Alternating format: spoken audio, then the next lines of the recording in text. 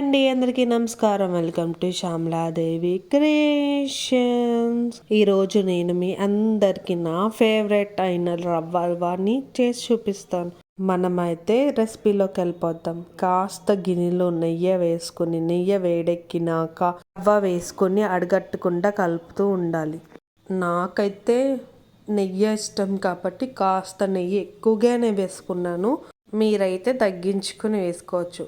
కొంచెం quantity extra కోసం కాస్త నెయ్యి, రవ్వ రెండు వేసుకొని చక్కగా ఎర్రగా వేగే వరకు కలుపుతూ ఉంటాను. మాడకుండా ఉండాలి. మాడకుండా ఎర్రగా మంచి వాసన వస్తుంది, అంతవరకు వేపాలి.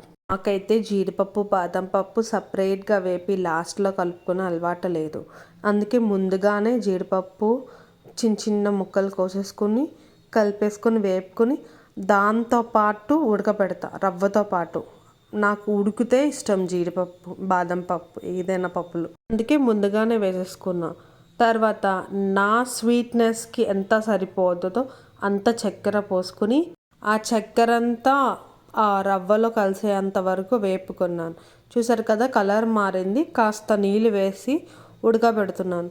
ఉడుకుతున్నప్పుడు కాస్త కుంకుమ పువ్వు వేసి దాంట్లో వేసి కలిపితే మంచి ఫ్లేవర్, మంచి రంగు వస్తుంది.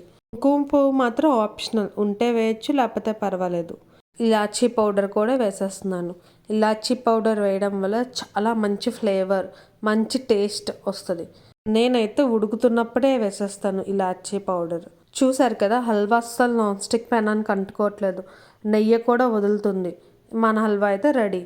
ఇది మా తమ్ముడికి చాలా ఇష్టం.